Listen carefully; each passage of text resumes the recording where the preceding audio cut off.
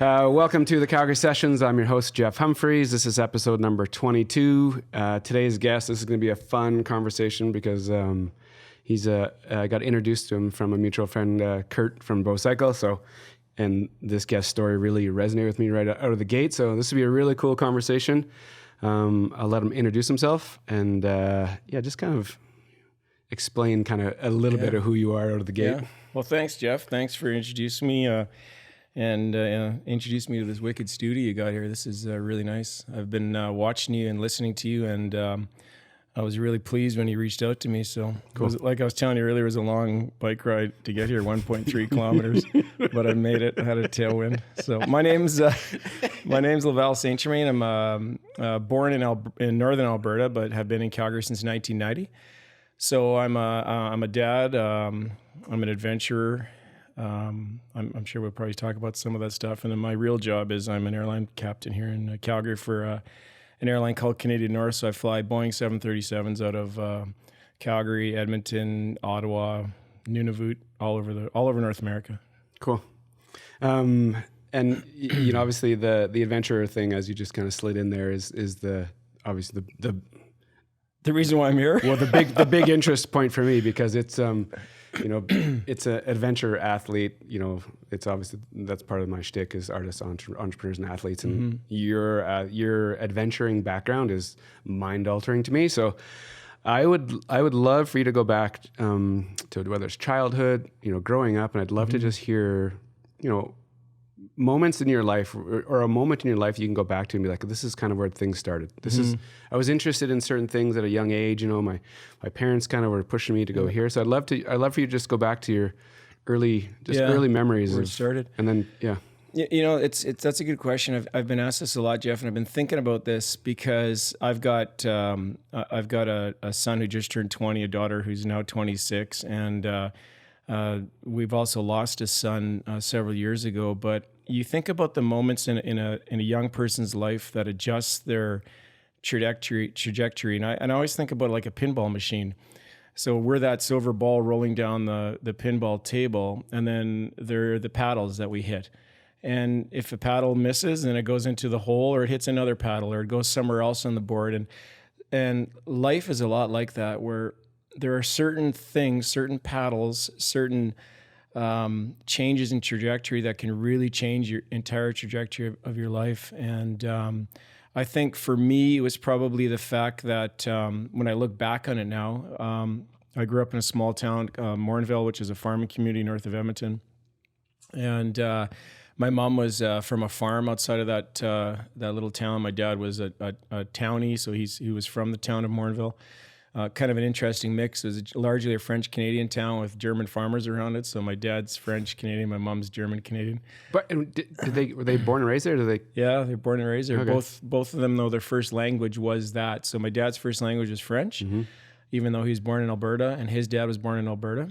And my mom's first language was German, even though she was born in Alberta and her parents were born in Alberta. So, and I think that was fairly common back then because you're living in isolated communities. It was a very francophone area with these German farmers, and at that time the mother tongue was spoken in your house.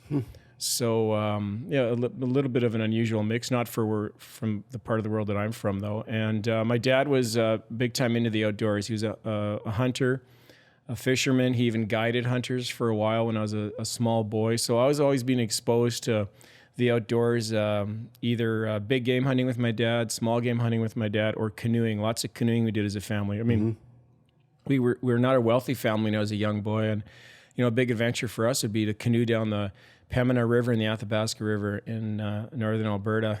And that combined with the love of reading, my dad was a huge proponent of reading. So even as a young boy, like I'm talking 8, 9 years old, I was reading some pretty solid books from Moby Dick to the Hardy Boys to Tarzan, etc. And then we had a National Geographic subscription, which I'm sure a lot of people had, and then that combination of the outdoors and I think this wanderlust that my dad instilled in me made me sort of think beyond the confines of Morinville, Alberta, the Pembina and the Athabasca, and seeing these places that my dad would tell me stories about, or that I was reading about in National Geographic. So, that's where the love of the outdoors came from.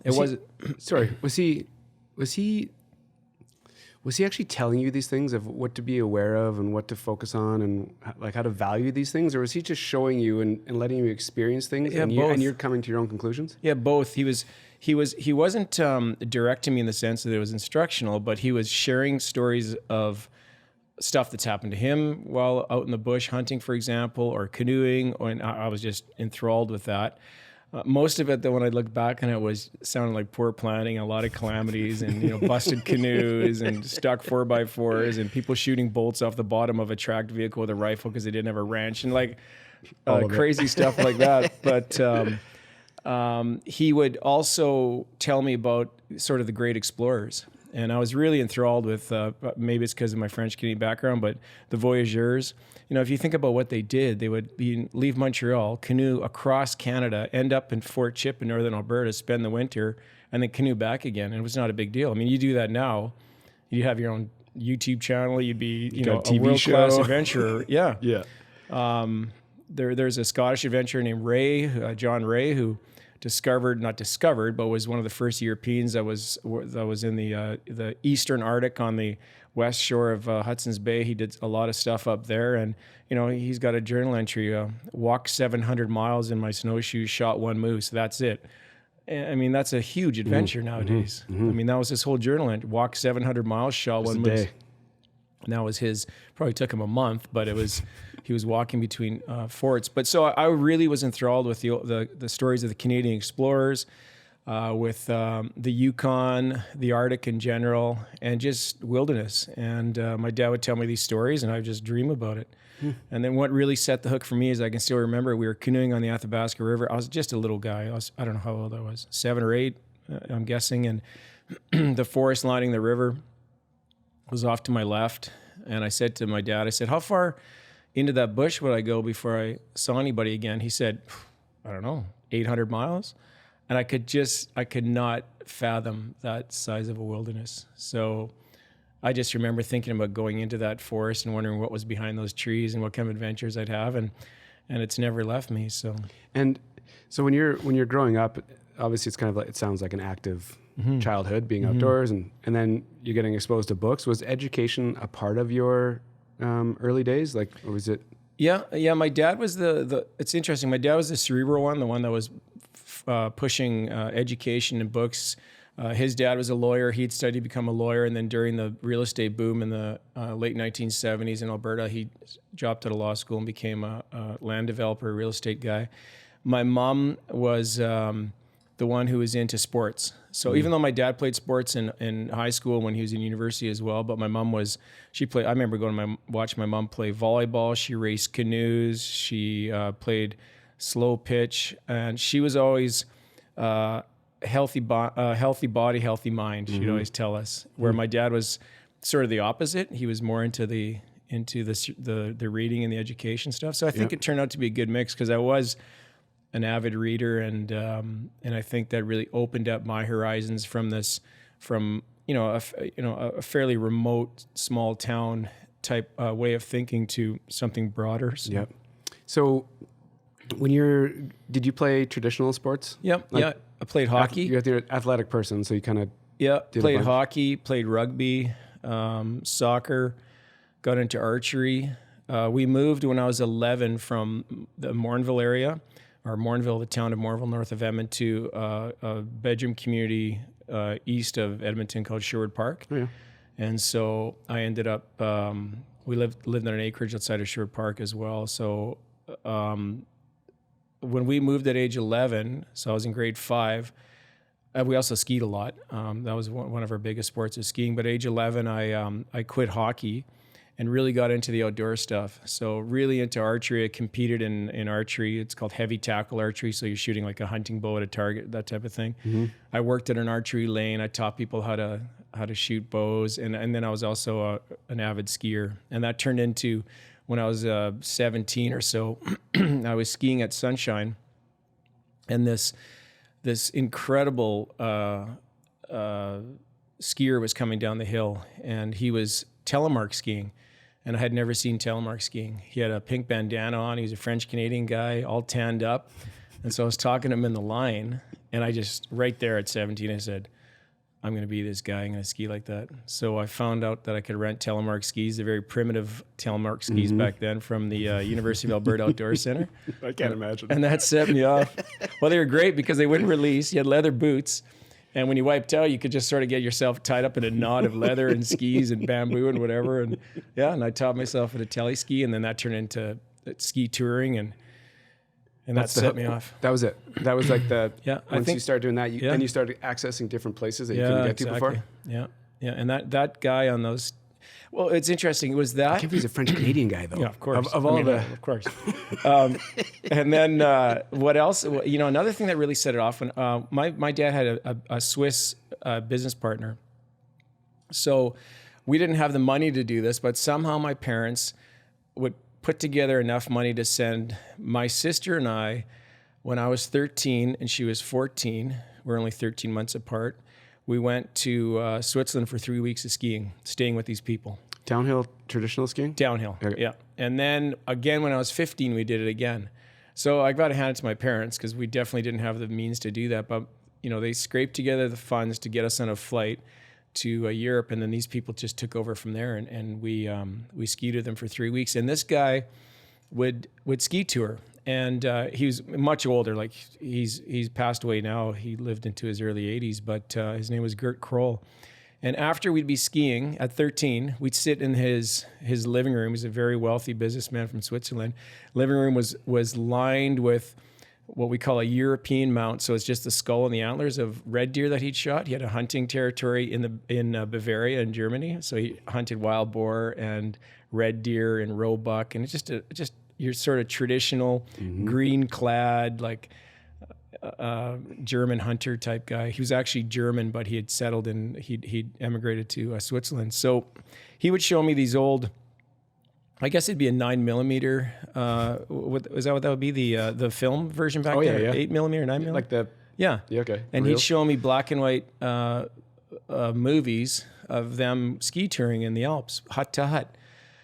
And I just went, oh my God, I got to do this. And so from age 13, I was always thinking about ski touring. They weren't telemark skiing. They would do what we'd call now alpine ski touring. So their heel would be released so they could walk uphill. And they actually used real goat skins and seal skins on the bottom of their skis back then. Back in the I guess these would have been in the 60s when he was showing me these videos from, or actually the 50s because they were black and white. And I just thought that was an amazing way to reach some pretty cool territory. Are you thinking, like, even when you're on the boat cruising by, that you're like, what's back there? Oh yeah. That's what kind of gets you going? Yeah. That first row of trees was, to me, it was like when you're about to watch a movie and then they open the curtains, right? And I was like, what is behind those curtains? And I just wanted to see what was back there. I knew there's gonna be adventure no matter what. I mean, black flies and muskeg and mud but I'd see moose, I'd see elk, I'd see bear, whatever it was. And that's even to this day, to be out somewhere remote, whether I'm in Tibet, and I see Himalayan blue sheep or I see Tibetan gazelles, that just, to me, just puts like an exclamation mark on my experience. To be out doing what I do, which I'm sort of known as an outdoor athlete who's an endurance athlete, but people don't really realize that if I'm out running and I come upon an animal, to me it's fantastic to see something like that. Like I was just going around the reservoir the other night, and it was closed because of bear activity. Yeah, on the top there. Yeah, so I accidentally went underneath the barricade. You're that guy. Yeah, and just from people not being there for probably 2 days because they've been closed while they're trying to get the scare that bear out of there with their cubs. There was a whitetail buck on the path. There was a bull moose on the path. He was only a meter and a half in front of me trotting. Like down by before you get to the beaver dam, like on the flats there. Yeah, exactly. Okay. I was heading, so that would be northeast on the flats before you go over the little blue bridge to take you up to Lakeview. Yep. So yeah, he was right there. No way. So anyway, so to make a long story short, it was the introduction to the wilderness. These grainy movies that were shown to me in Switzerland that got me into ski touring, and ski touring just turned into ski mountaineering, and then all of a sudden I became an airline pilot and had the ability to travel all over the world for next to nothing because we get passes in airlines all over the world. Yep. And in my early 20s, I was off in Honduras with a buddy scuba diving, even though I still haven't been certified.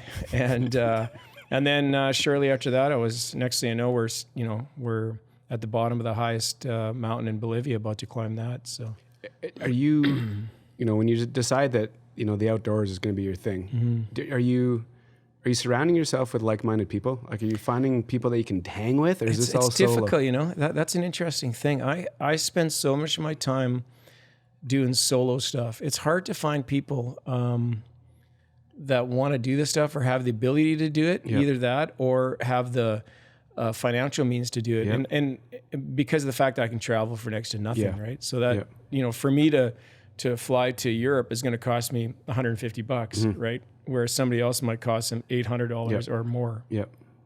So, that's difficult. I mean, I do like doing solo stuff, but you also have to find partners that are, that can do this type of stuff. And I have had partners in the past who've been like that, like the guy that I was in Bolivia with.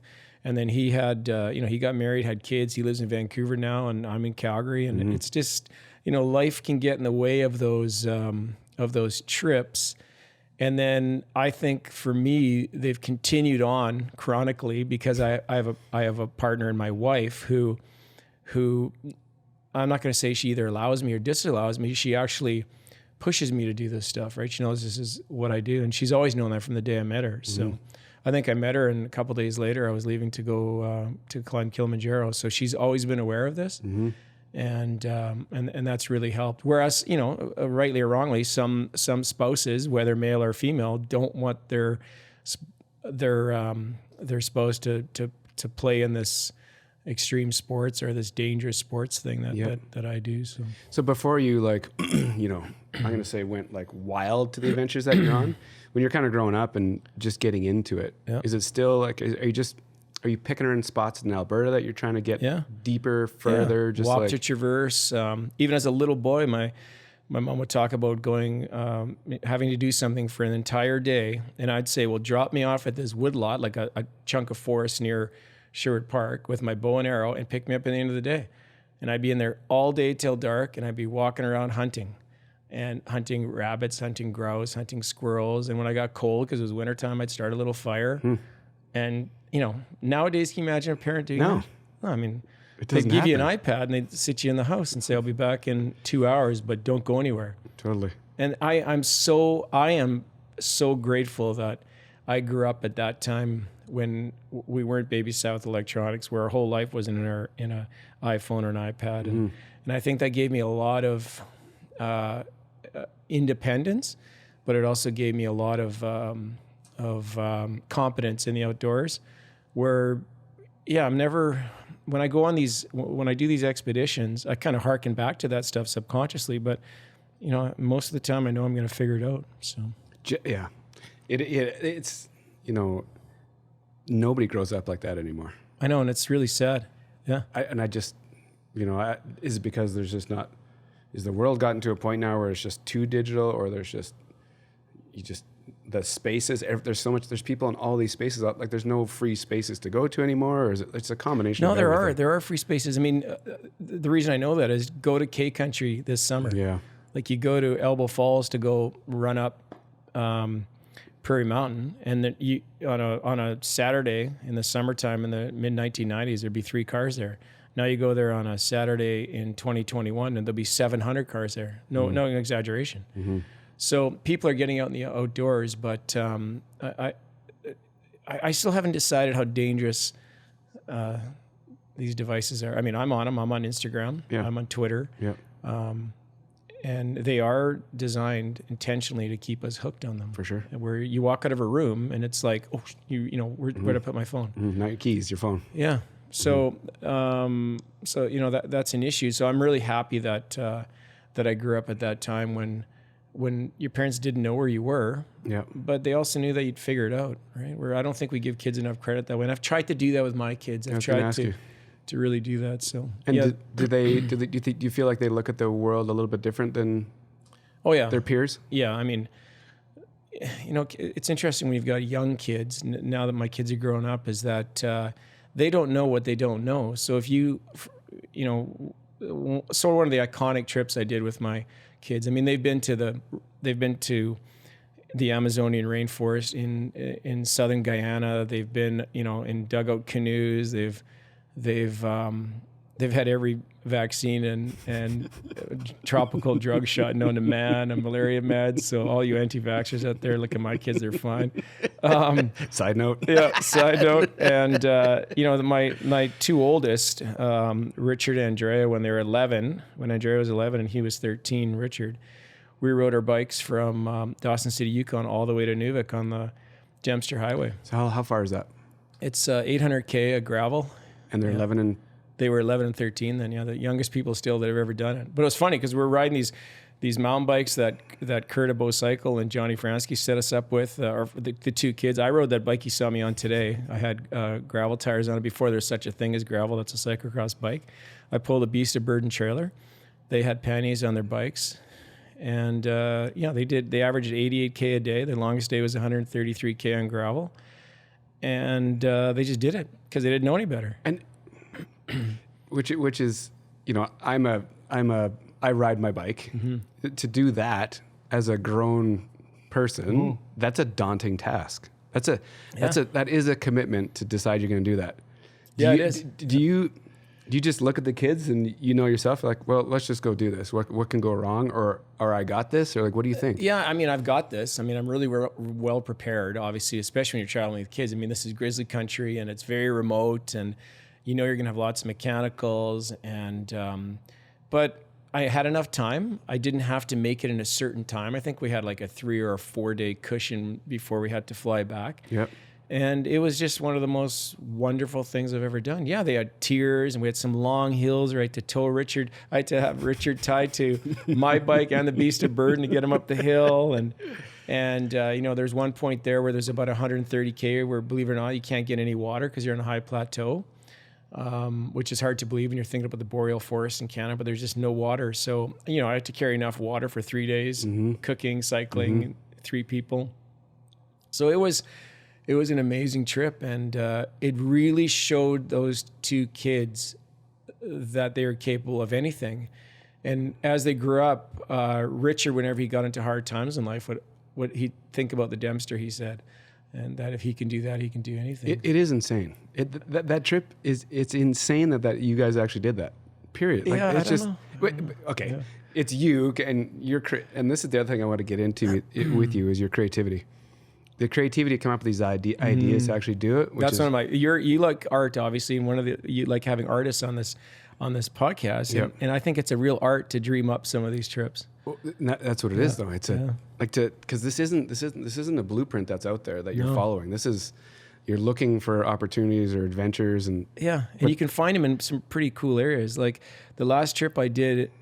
And I've been thinking about this because I'm doing a speaking gig in Boston at the end of the month, and I'm just putting together some slides, and I'm trying to figure out exactly what I'm going to talk about, something different. And I just as the world was about to shut down, I had just come back from Somalia. I was in Somalia, and not a recommended place to travel. Obviously, you can't even travel there as a solo person. You have to have armed guards with you and soldiers, and it's strange. But I wanted to hike/climb to the top of the highest mountain in Somalia, which I found.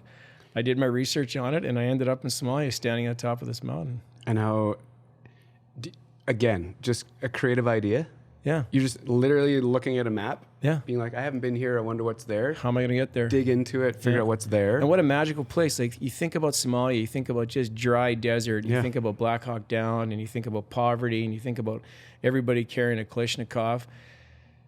But then you start to look into it deeper and deeper, and you cut through this stuff, and you realize that, well, Somalia is one country, but there's a breakout part of Somalia called Somaliland, and it's quite a bit safer than Somalia. It's not recognized by anybody, but they still treat it like a separate autonomous region, the Somalilanders.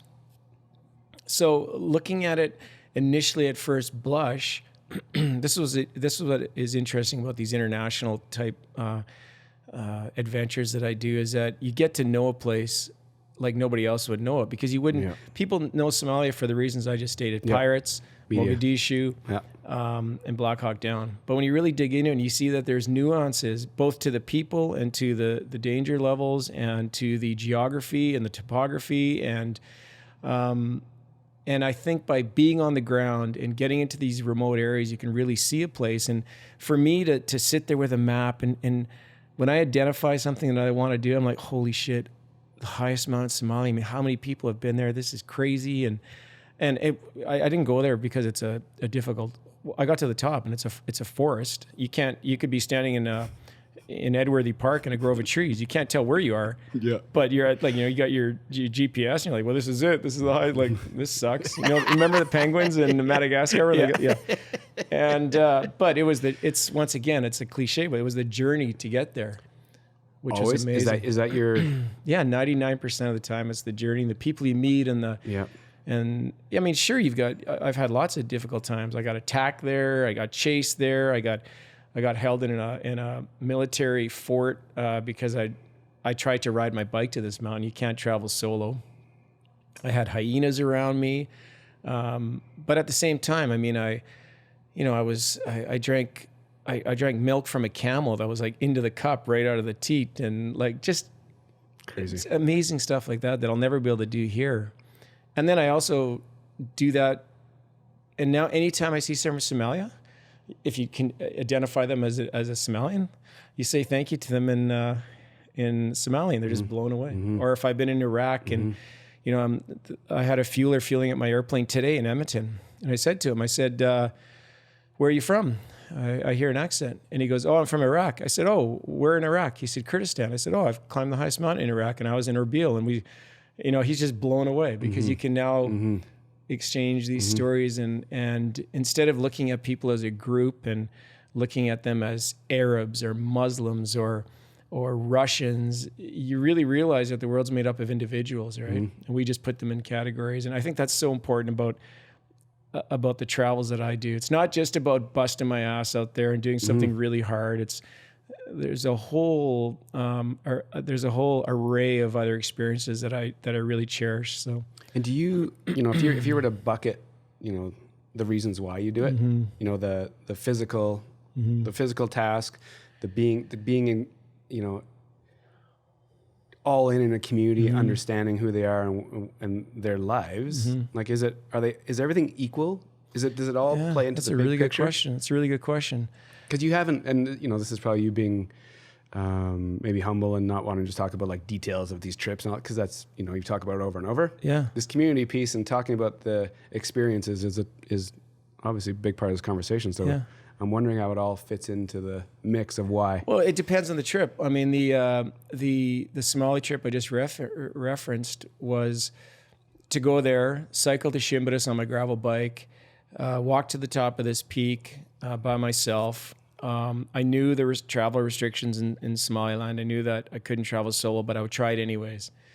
And I got caught by the military, and they were really good about it. And like I didn't have guns pointed at me or anything.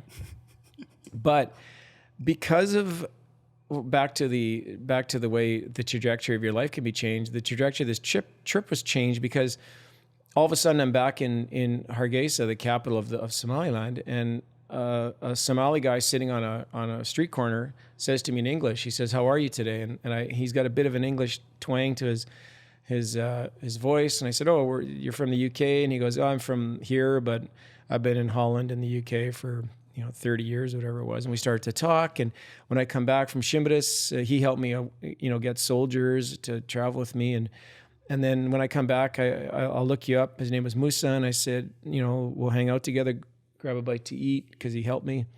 And next thing you know, I had done research on Somaliland and realized that there had been, in the 1990s, a genocide there called the Hergesa Holocaust. And that nobody knows about.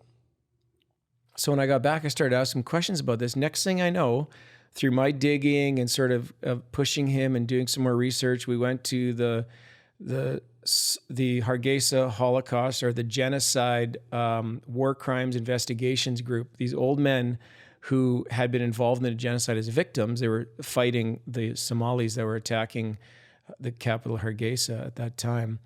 And I mean, I'm sitting there with genocide investigators, and we went to a mass grave, and it just turned into a whole different trip. And Chimborazo, the mountain, is a beautiful part of the trip. You know, it was hilarious because the one soldier wasn't fit enough to carry his AK-47, so I had to carry an AK-47 for him. You know, and but the real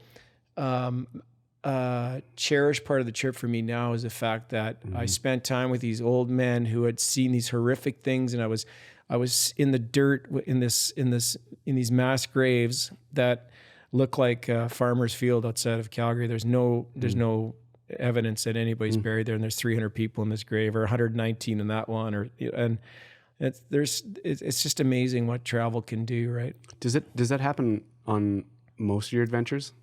Does that like pinball machine? You know, for sure. You go there you have a very strategic.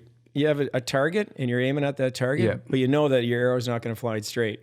It's going to deflect off that branch or crosswind or whatever, and it's going to take you there. You eventually get there, hopefully. Sometimes you don't. Sometimes you have screw-ups. I've had lots of screw-ups, and you fail. But on the way there, it's incredible. You just don't know where you're going to go, and that's what travel is. I mean, that's what adventure is I think it's setting off.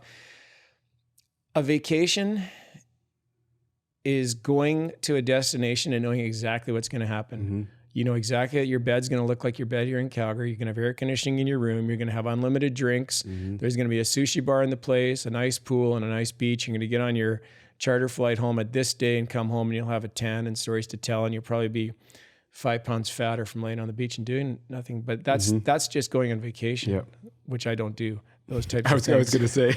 But when you go on an adventure travel, you don't know what's going to happen. You have an idea, and you aim for that, and then just shit happens on the way. How long do you? Each trip is different. How long does it take you to plan these things out? It depends on how complex it is. I mean, when I went to Iran, we talked about Somalia and Iraq, but when I went to Iran, it took me 2 years to get a visa to go there. And I finally got a visa, and off I went. When I was climbing in Russia in the late 1990s, it took me a while to get a visa as well. So that type of stuff can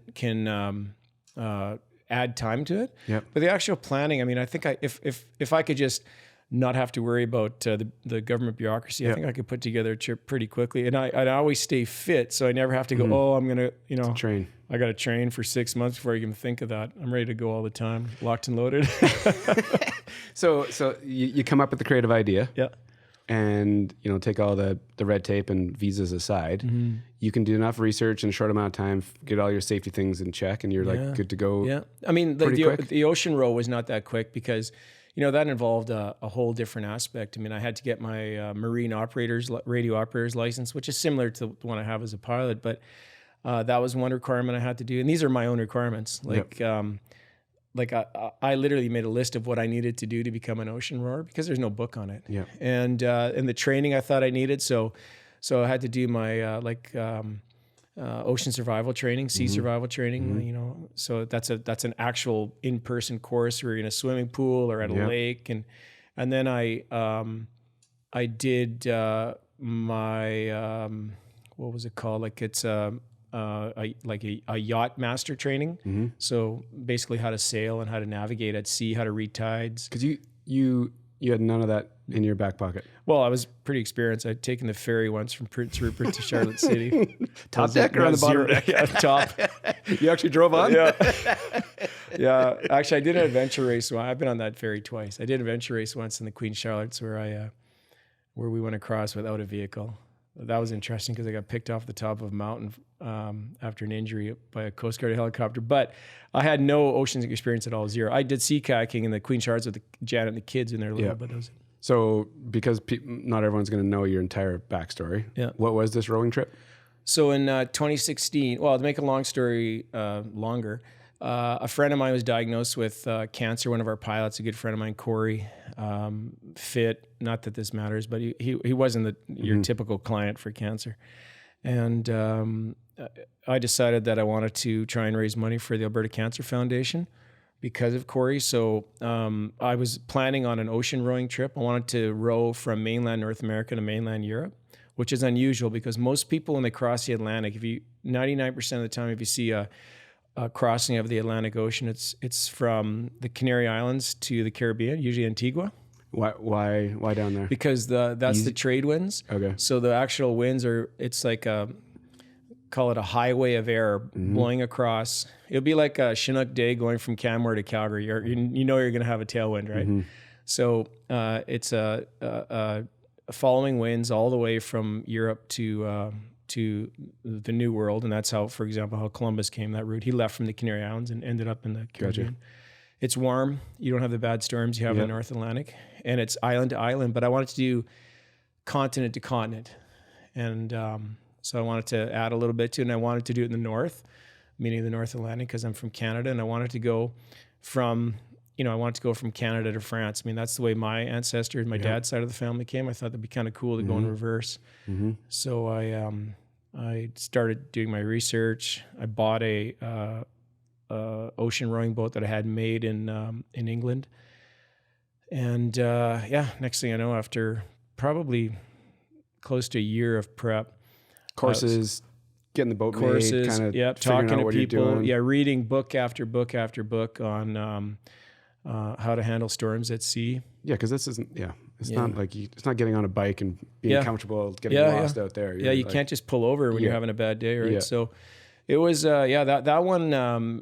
That one, Jeff, was my slogan on my website is step out, shove off. Yep. And stepping out refers to unzipping the tent at the high camp on Everest without oxygen at night, and then going to the top. It took a little bit of focus to pull that zipper down on that tent fly and step outside, and then at 5:45 in the morning, shoving off from the dock in Nova Scotia, knowing that I had 100 days of food. I didn't know what was going to happen out there. Yeah.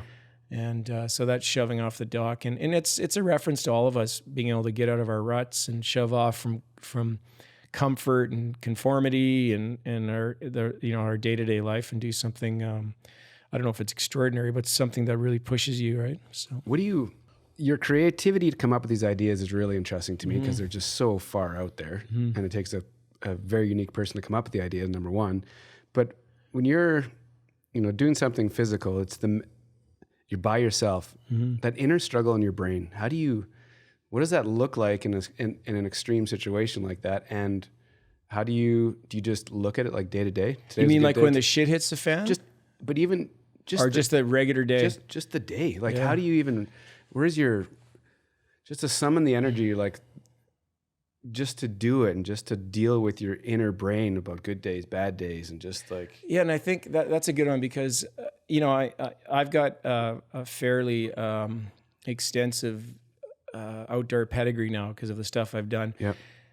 And just like I'm an experienced airline captain, you may not instantly recognize that you recognize a situation, but you've been there before. I felt the airplane do this. I've seen the instruments do this. I've heard the engine and you know how to react because you've got that experience. Yep. And experience, is made up of hours and hours and hours of no mistakes and then making big mistakes and learning from those mistakes and learning from the tough stuff that goes on and realizing you can get through it.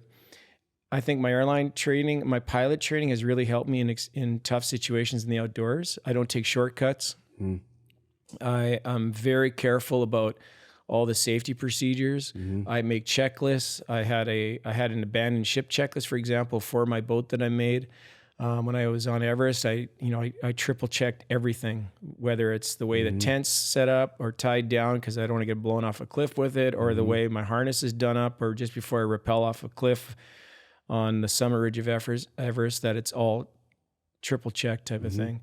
And so I really lean back on in situations that are challenging. I lean back on sort of that checklist attitude. Yep. And then when it comes to these long days of suffering or hours of suffering, or I've got enough experience to know that you are going to cherish this moment so much when it's done, and you look back on it, even though you want to quit so badly, you know that what you're producing with this effort and by not quitting is the sweetest result at the end. because you know that if you quit, you're not going to have that feeling. Yeah. And it's a real, you know this, everybody knows it. When you set out to do something and you suffer through it and you accomplish it, there's nothing better than that. Right? There's anything that's easy, you don't remember, right? And it's those hard days in the outdoors, for me, that I feel, at the end of the day or the end of the expedition, or if the goal was achieved, or when I'm, on the approach back into Calgary, looking down, know that Janet and the kids are going to be at the airport, or, that's where you feel, wow, I've done it. But at the same time, all you're doing is thinking about the next trip. Yeah. As I'm coming into that dock in France, I'm like, okay, what's the next thing? That's just being wired differently, though, right? You're marching to a different beat than. Yeah, I don't know, because I can't be in everybody else's head, but yeah. But so when you're out there, like it was this rowing trip specifically, by yourself for that long, what are you thinking about? Are you thinking about the next trip? Are you thinking about survival? Are you thinking about your family? Are you thinking about business? Like, are you just like focused on the movement? Yeah, you think about family lots. You really miss home, and you know that you're this speck in the wild blue yonder of the North Atlantic, and they're having a full life at home. Like Janet's busy with whatever the kids are up to. She's busy with her multiple businesses. There's stampedes going on in Calgary, and you're just this speck who every once in a while she'll go in, or friends or whoever, or people following the expedition will see as this GPS spot going across the North Atlantic at 3 knots, right? and it's mentally it's challenging, but at the same time, I don't have any secret sauce when it comes to mental toughness. I think human beings are unbelievably tough. I mean, that's why there's almost 8 billion of us. It's because we can handle anything. I just think that nowadays, there seems to be this notion that suffering is not good and that you can't put up with it. But we are really designed to suffer. I mean, we've walked across continents. We've walked around the planet looking for things to eat or water or new territory or new lands, and we can handle it. And I know that. So when I'm in a really low spot, I go, you know what? You're in a state-of-the-art fiberglass ocean rowing boat with satellite comms, tracking.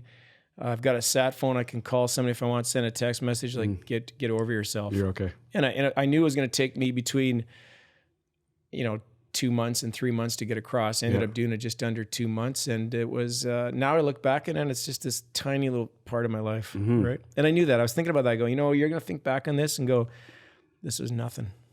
So you got to be able to think like that. But do you, being a solo, like doing a lot of these adventures solo, you're super comfortable in your own head.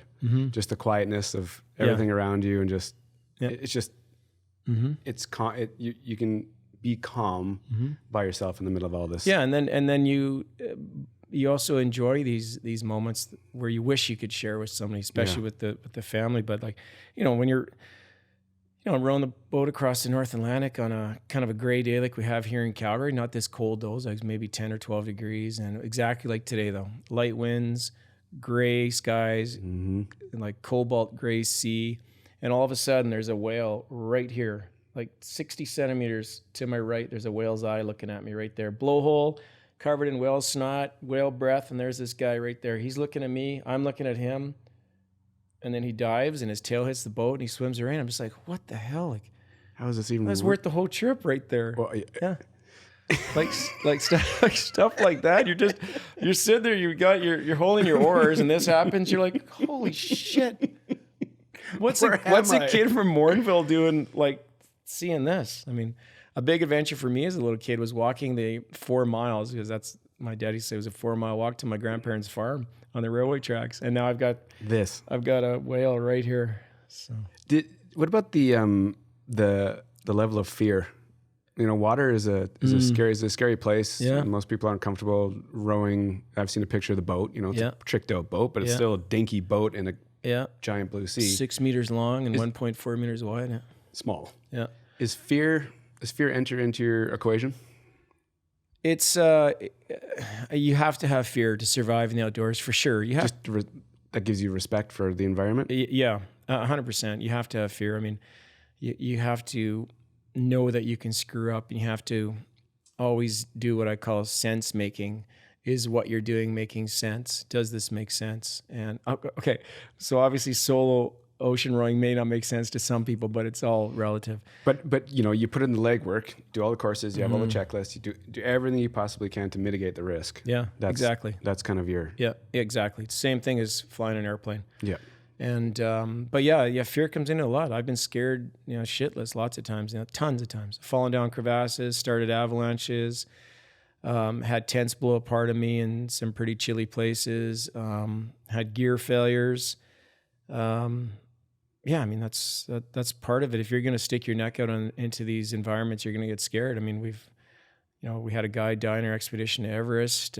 We had two guys die in our expedition to Everest. Like, there's stuff can go wrong really quickly. And you, I mean, obviously, you wouldn't do this stuff if you thought it could happen to you, but we all think it doesn't happen to us, right? But we all know that especially if you're playing these games, it can happen to you. Yeah. And a lot of it's just luck. And is there a lot of luck involved, do you think? Yeah, like when you really step back and think about all these crazy places that you... Yeah, there's a lot of luck involved. I mean, when you're walking across a minefield on the Iraq-Iran border, even though you're trying to go boulder to boulder and not step on the turned up ground, there's, landmine warning signs all over. Some of that's luck. I think you create a lot of your own luck. But if you're going across a 3,000 meter high ice field that's a kilometer across and an avalanche starts 2,000 meters above you, that's just bad luck. You can't prevent that. And I realize that there's certain objective risks out there that are out of my control for sure. So that is part of this game, if you want to call it that, or part of this life. But yeah, I get scared for sure. And water was a big thing, Jeff, because 1 year previous to that expedition or the rowing trip across the North Atlantic, we'd lost our oldest son to drowning. So he was canoeing on the Mackenzie River in Norman Wells. He was a pilot as well. He got his first job as a bush pilot up there. He had been up there for 21 days. He was starting to date a girl that worked at a local hotel, or the hotel there. She was a university student from Toronto, spending the summer up there. And he waited till she was off shift and said she was either going to go canoeing together. And the Mackenzie River is the second largest river in North America. It's about 5 kilometers across right there. And they were 20 meters from shore, canoeing along, and a wave entered the boat, which obviously made it unstable. Another one flipped them. They laughed about it when they hit the water because the water was so cold. And, within a matter of minutes, they were drifting out towards the center of this big subarctic river. And she swam for shore, and long story short, she got rescued, and Richard couldn't hang on long enough onto this boat, and he drowned. So for me to do this ocean crossing was cathartic, but it was also a real scary thing for Janet to put up with, the fact that I was going to row the ocean. But I think that I've found a lot of solace in outdoor pursuits after losing Richard. I can still remember the it's not an anniversary, but the date of his death out there, July 15th, and the year previous, so 2 years previous, that he died. And I can remember clearly, I was surrounded by dolphins. The sun was shining. There was hundreds of dolphins all around me jumping. And no way. So yeah, and I don't think I can get that anywhere else. I couldn't get that in a therapy session. I couldn't get that in a man-made church. I couldn't get that in the bottom of a bottle of alcohol either. It was that's where I go. So if I'm really suffering in the outdoors, it really seems to help with that for sure. But yeah, doing a water trip was a difficult thing to do. Yeah. Like for sure. For your wife to obviously, not to be okay, not to let you do it, but just to know that there's... Yeah, that's one trip where I took Janet and the kids, our 2 surviving kids, and we flew to England. I wanted to show them the boat so they had a level of comfort. And before the boat was ironically shipped to Canada for me to row it back. But so they got to see it. They said, wow, this thing's incredible. It's, it's actually about as wide as your table, but a little bit longer. But it's really well made. And she met the builder, and our youngest boy Eric and I went out and rode this boat around and ran the electronics, and completely different mindset now that they saw. It's like anything, you need an education on stuff you don't know about. Yeah. But on the way home, we flew through Reykjavik, Iceland, and Jan and I went for dinner that night, and that was a tough night. It's one of the nights I remember the most about, pre adventure departure, where we were having a bite to eat, and then we were having a glass of wine there, and she was in tears. She said, like, why? What makes you have to do this stuff? And I couldn't explain it. So yeah, so it's not all fun and games for sure. I mean, there's a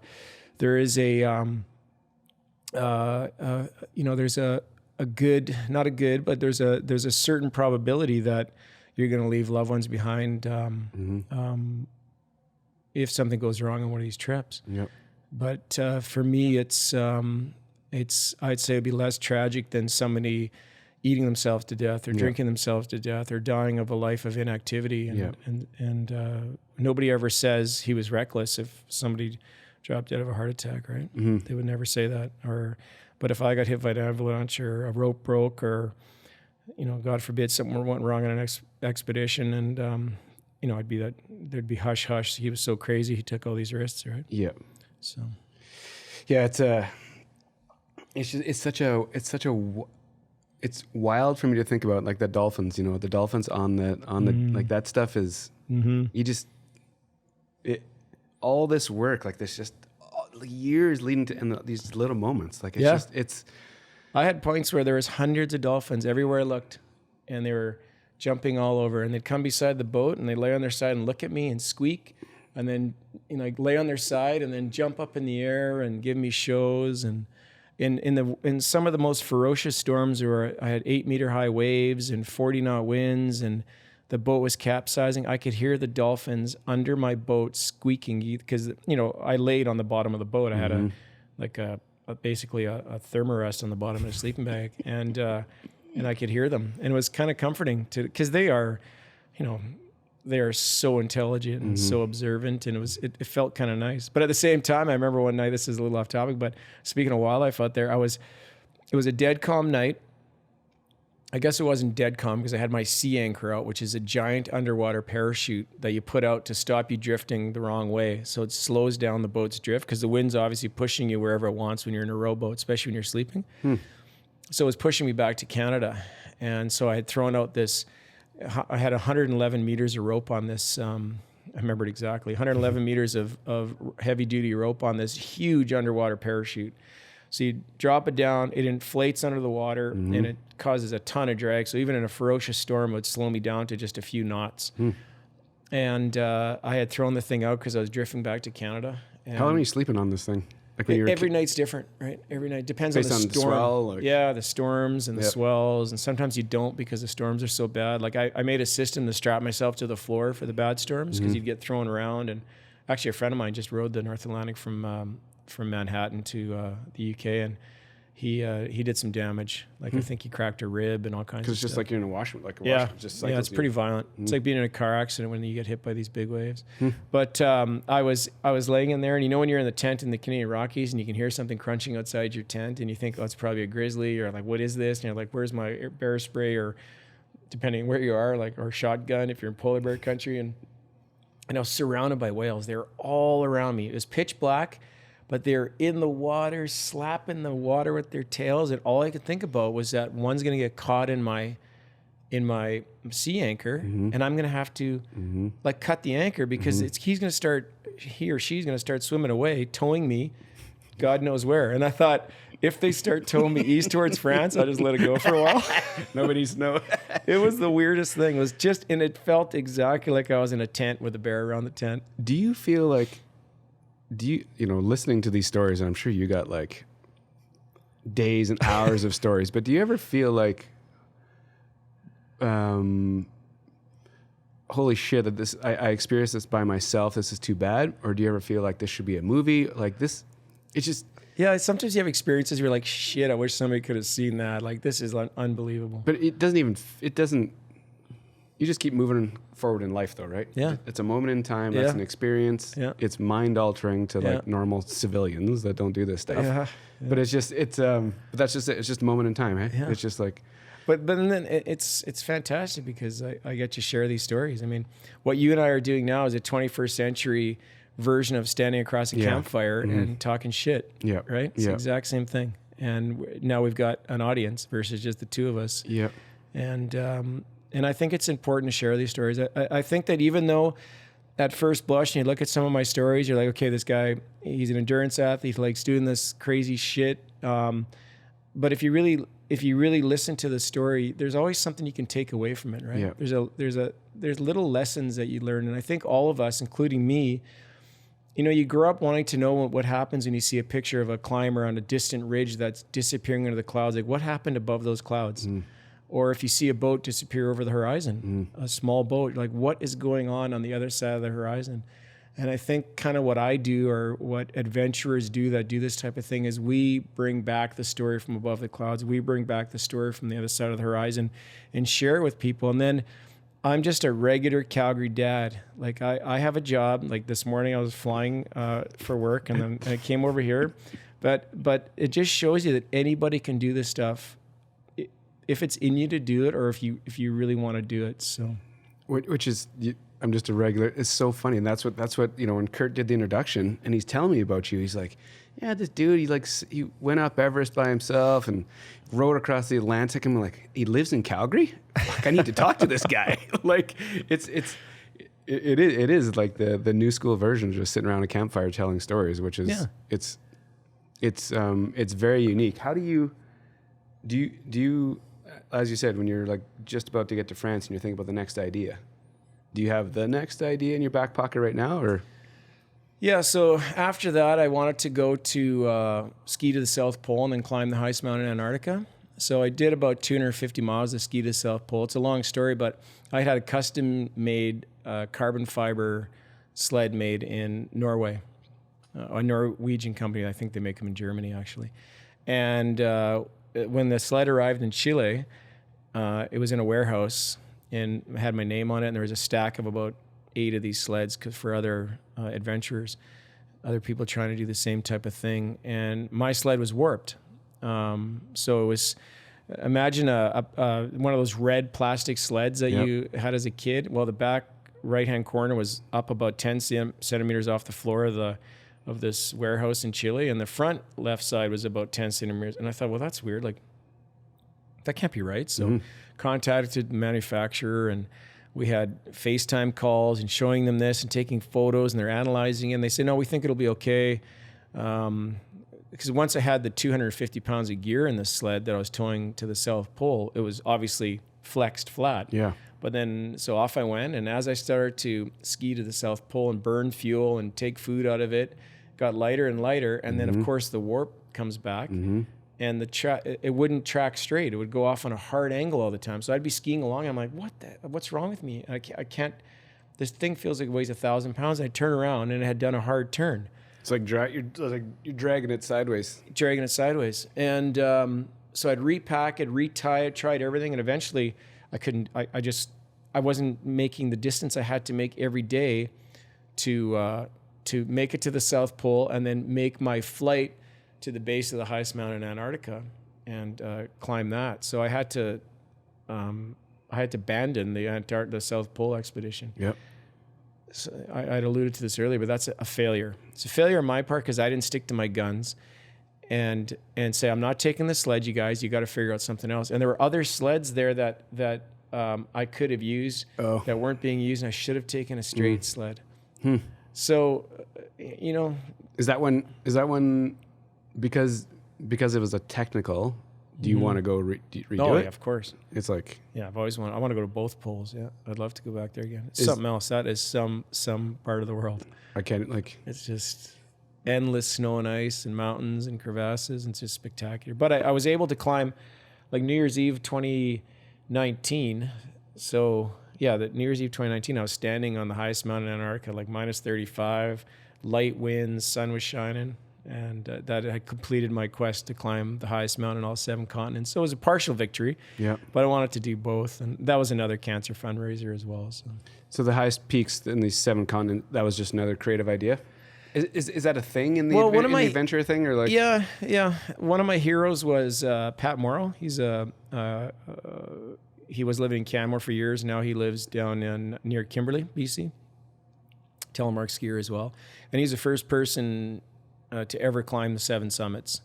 There's an American who claimed he was first, but the American climbed Mount Kosciuszko, the highest mountain in Australasia, Southern Asia. So Australia, New Zealand, Indonesia, Malaysia, etc. We group it all together in the mountaineering world, and you pick the highest mountain there. And Kosciuszko's, like, I've run up it. It's nothing. It's like 8,000 feet above sea level, which is funny because I was in Australia and I was in a snowstorm at the top of that thing. But the highest mountain, the Moro version is you climb a much higher peak in a very remote part of the world. It's called Papua Province in Indonesia, and I've climbed that. You're with Stone Age tribes. It's high. It looks like K country, but you're in the jungle.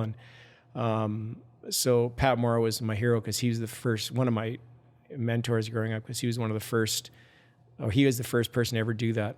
And so I wanted to do that ever since I read his book, The Quest for the 7 Summits. Yep. And strangely enough, ironically and unbelievably, he hired me as a speaker a few years ago to speak at a thing so that was bizarre. I stayed in his house. No way. Yeah, it was just crazy. And he's incredible. So anyway, the 7 summits. Is it a thing? Like the 7 summits? Yeah, is there a group of people that have done this? Yeah.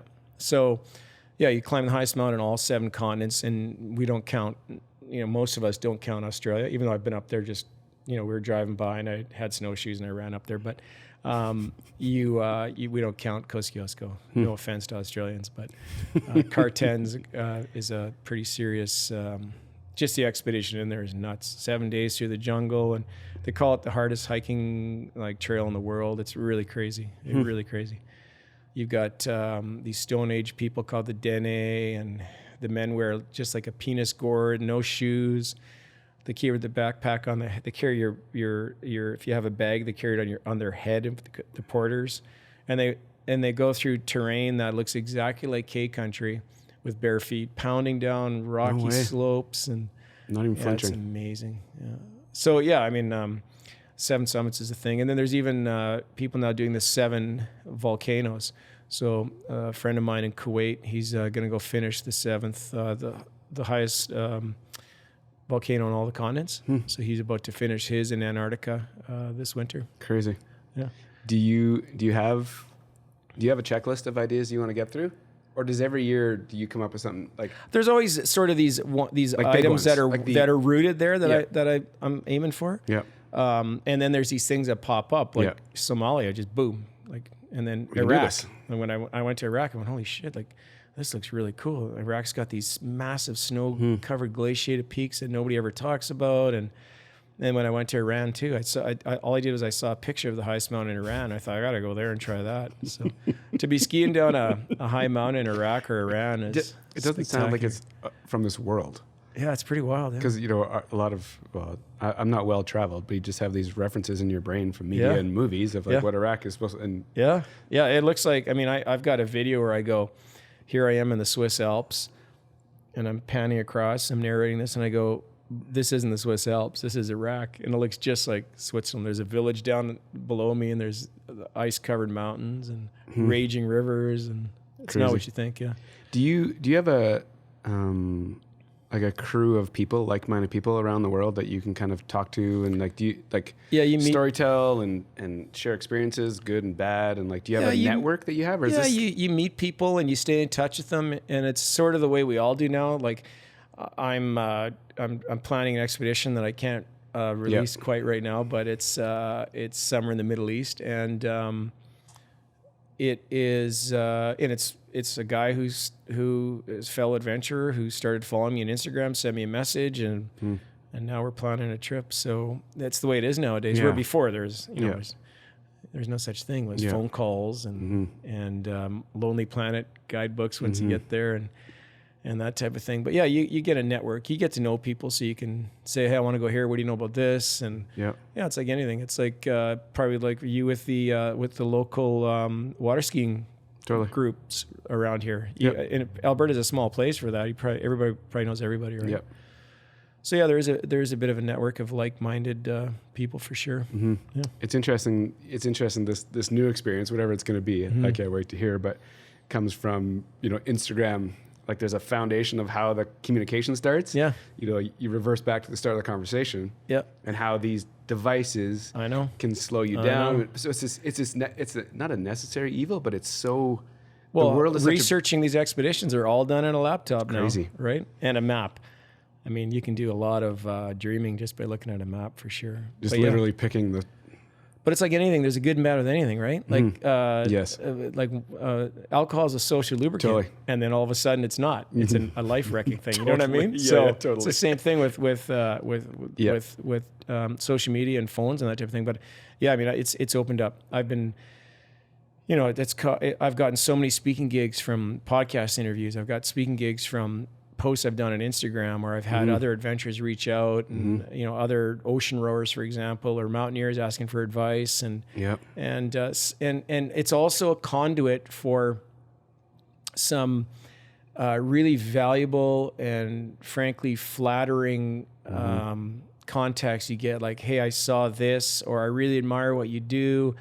I was at a talk you did at such and such a place, and because of that, my wife and I have done this. Or like I got a thing the other day from I did an American podcast, and this is several years ago now, and I got a thing from a pastor in Oklahoma telling me about how listening to that podcast had just made him decide to get off his ass, get in shape, and set out to climb all the 14,000 foot high peaks in Colorado with his wife. Crazy. And he was a sedentary guy before. Crazy. So he sent me a picture of him and his wife. No way. Yeah. I don't know how he got a hold of me. I think that one was on an email. So when you decided that this was going to be like a big part of your life, did you have any idea that it would turn into that? No. Speaking gigs, people reaching out to you, not even a clue. Well, it's funny. We talked about the reason that I'm here today is because of Kurt Christensen from Bow Cycle, one of the owners. And I go back many, many years to Bow Cycle, just like you do, Jeff. And the first speaking gig I ever did was at Bow Cycle. They cleared some stuff out of the central area there where all the bikes are, sort of in front of the cash register. And I brought up a screen, and I don't even know what I was using to edit my videos back then. I'd just come back from Everest. I think I came back from Everest in June, and this was in September. I didn't have anything figured out yet with respect to speaking or the tech behind it or anything. And shit wasn't working right. The sound was off. It was a disaster. But it's like anything. Like you look back on your infant steps at whether it's water skiing or starting a podcast. Maybe not with you, because I can see you've got a pretty pro setup here. But you make a lot of mistakes, right? And I was not I can make a hell of a PA announcement as an airline captain, but it's a lot different when you're standing in front of a group of people, right? So it's interesting. We've come full circle that they're sort of the ones that set me off, and then all of a sudden, hey, I saw you at Bow Cycle, and could you come talk to them? I'm like, really? After that shit show? And then you start to progress and learn, just like with anything. Yeah, but like not even. It's literally just you having ideas that you want to accomplish for yourself, and then it turns into this network of like-minded people, opportunities. And it's fantastic. I'm happy that little silver ball going down that pinball machine 40 years ago bounced the way it bounced and allows me to do this kind of stuff. And there's an investment involved in too. I've spent a lot of money doing these trips. I don't make money doing it. I make money as a public speaker, but my primary job is flying airplanes. But I also invest heavily in staying fit, because you can't pull off these things if you're just a weekend warrior who trains a few months of the year. It's 24/7. I do something I shouldn't say 24/7. I do something 7 days a week. I'm always either at the gym, running, cycling, because I want to be, like I said earlier, locked and loaded to be able to do these trips. How does your body feel? Great. Yeah. I hurt my my left knee. I did an Everesting in September. So Everesting, for people that don't know, it's I know you know what it's about, Jeff, but you get on a bike and you repeatedly ride up and down a road until you've Give them some context climbed where you were. Tell them this one. I was in Revelstoke until Mount Revelstoke, not the ski hill, but the actual national park, and it's a 26K climb. You climb 1,400 and some meters. And so you climb it and come back down, climb it and come back down until you've climbed 8,848 meters, which is the elevation of Everest above sea level. And it's some weird cycling thing. And so I decided P.S. I've never heard of it.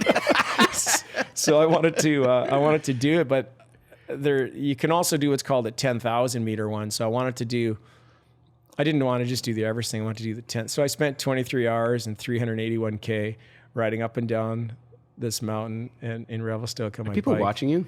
No. But I mean, did people like go about their daily lives and they see some crazy guy going up and down? I don't know. Did anybody say boo? Well, this is how the injury happened. The very last lap, it's raining. I've done, this is about to do my 7th lap of this climb. And I have to do a little more than 7 because you want to make sure that you don't get to the bottom and hit stop and realize that you're 50 meters short or whatever. So I did 10,200 and some meters just to make sure I had my bases covered. But I'm about to go through the closed park gate because it's nighttime. It's pouring rain. Like I was freezing. I think I had hypothermia about 10 times that evening. But it's my last lap, and this guy is coming by in a vehicle really slow, and he yells at his window, like right beside me, basically stopped, and he goes, "Are you going to the top?" And the polite Canadian that I am, I stopped, and it was pitch black, and the bike was still rolling. I didn't notice it, and I put my leg on. I hyperextended my left knee because the bike was still rolling. And I remember going, oh, like I think I broke something. But anyways, I was able to pedal. It was painful, but I was able to pedal. So, yeah, that's when you ask how my body is, that's an injury that I've got right now. Which is so ridiculous, right? Yeah, just yeah. Go up and down the mountain. You could ride. Yeah. And I haven't run since. And I usually do between 100 and 120K a month of running, and then I do a lot of cycling as well. But I try and do both. Yep. And I haven't run one step since then. I'm just going to make sure it's fully healed before I start to run on it. But yeah, I mean, I've had lots of injuries. I mean, I've tore my quadricep muscle in an ultra marathon. I've lost my fingers to frostbite. I almost lost my 3 fingers. I almost lost my toe to frostbite on biking in the Arctic. I fell on my hip when I got pulled off the top of the mountain in a helicopter doing an adventure race. I mean, broken collarbone, stuff like that. Like these are minor. But generally, for the amount of as active as you are, your body's I'm not that young. I turned 53 today. Today's my birthday. Shit, I forgot. Happy birthday! I knew there was something I had to like remind myself. So I push it pretty hard to make sure I can. And I'm, to be honest with you, I'm feeling. I think I could be some of the fittest I've ever been now. I think as you age, you know how to train. And you don't have all the other stuff that stopped you from training. Yeah. My kids are growing up, for example, and I commute every day, no matter what the weather is, to the airport on my bike. So, you think that in itself would just keep you fit for? Yeah, I think it helps for sure. But if you only did that, you'd still be I think it would really help. Yeah, for sure. So I've been lucky. I mean, touch wood, I haven't had any. Like I'm not gimped up at all. I still feel like I can go out there and hammer. So it's I'm lucky that way. But it's a lot of work. I mean, but it's something I love. It's not like I'm sitting there moaning about it. But it's something that I really focus on. It's part of my life. It's not something that I make time for. It's something that I have to do. Just like most people brush their teeth in the morning and brush their teeth before bed. I have to work out. I got to do something. Do you notice it right away? Like the day if there's there's a day you don't do something. Is your attitude and your energy. Even Janet says you got to get out and do something. Go for a ride, go for a run, get to the gym, whatever it is. And when I go to the gym, I'm not working out to look good in the mirror. I'm working out to be functionally fit for the outdoors. So, like going to Everest, I spent a lot of time doing upper body stuff as well as the trail running and running up hills and carrying heavy loads and all this shit I normally do. But think about it. If you're on a rope with your buddy and he goes down a crevasse, you got to get him out of that crevasse. and upper body strength will help you that way. And plus, it just makes you, better all around for dealing with stuff. And I just think it's important. You got to go out there with the best machine you can build, because you wouldn't want to be out in the middle of the North Atlantic relying on your shoulders, your back, and your arms to power you to safety, and not being able to do that because you're injured, because you're like, oh, my shoulder's sore, or my elbow's got tendonitis or whatever. So I think it's really important that I keep fit, because it's for me, it's not about winning a game or winning a race. It's about staying alive out there. Yeah. So which is important. It's a different investment you make in your fitness when that's what's, when you're walking to the top of Everest.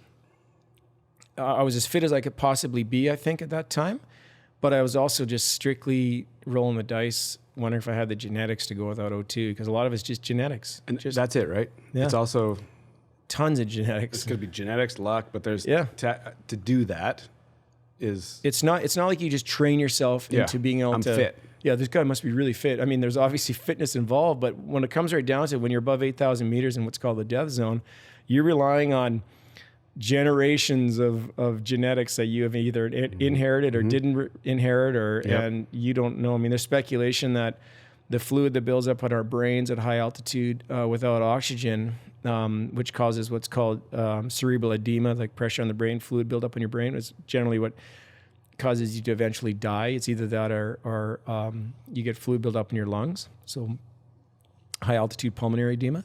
But there's some speculation that they've done some studies in climbers like me who've climbed without O2 that we have a slightly bigger opening in the base of our skull that allows excess fluid to drain into our spinal column to relieve the pressure. I mean, so that's what I mean. It could just be a combination of fitness and genetics. Do you just roll the dice when you do that? When you go out for that, like to climb that, you just hope that you have the genetics to do it? You hope that you've had all the training's done, all that safety's done, and you just hope that genetically you're able to do it? Yeah, when you unzip that tent and you're stepping out for 17 and a half hours of 8,000 plus meters. That's what it is. Fun. 1735 is what it took me that night. But you're like, holy shit, here we go. But at the same time, Jeff, I did not have one doubt that I could do it. It's really strange. I think back about how I've got a video of the night before that when we left the tent. I'm laying there, me and my buddy. He's the guy that just rode across the Atlantic, Mark Del Stanch. We're sitting there, we're talking, and I was just so calm. I was like, yeah, we're going to head out tonight or tomorrow, but we wake up about 9:30 tonight, and we'll head out in the middle of the night, and I guess next video will be on the top. Kind of boring. That's how I said it. But I had spent, it was interesting, my expedition, I think there was, I'm trying to remember now, 21 of us that left Kathmandu to drive to China and to Tibet, and